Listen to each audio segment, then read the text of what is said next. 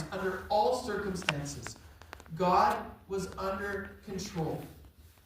And even when it seemed like the wicked were gaining the upper hand, God was in control and allowing things to happen in his sovereign plan, in his master plan, so that ultimately his people would come back to him.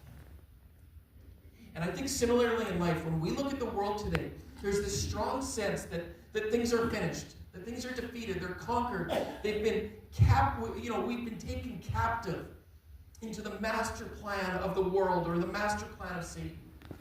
That the oppression is too much.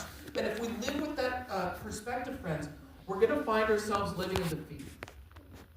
And yet if we can learn from Daniel, if we can look at the circumstances around us and understand that in all things and in all ways, God is working for the good of those who love him.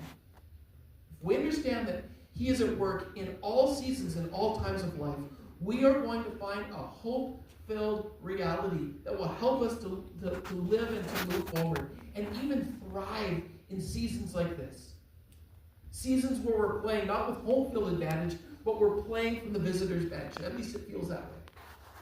We are going to be able to thrive and step forward in victory.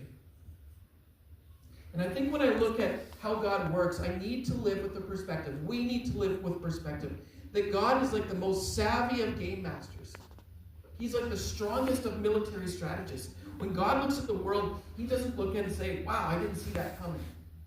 When God looks at our circumstances and when he looks into our story, he says, okay, they're where they need to be. Now watch what's coming next. This past Friday, when we were reflecting on Henry's life, and we were here together and celebrating things and grieving other things, one of the things that we talked about that was really important was the importance of perspective. We talked about Psalm 118, which scholars say were the first words that David spoke when he came out of the cave of Adullam. David's in this cave. He's in darkness. He's hiding. He's defeated. And when he comes out, when he sees the light at the end of the tunnel and he steps forward, the first words that he spoke was what? It was this. This is the day that the Lord has made. I will rejoice and be glad. And I have to think that when David came out of the cave, he saw the light, he stepped forward towards it. When he came out of the cave, there was probably some question marks, some uncertainty about the world that he was stepping into. He didn't know what necessarily was going to come next, but his perspective was that even in that, God will be good, and I will trust him, and I will praise him.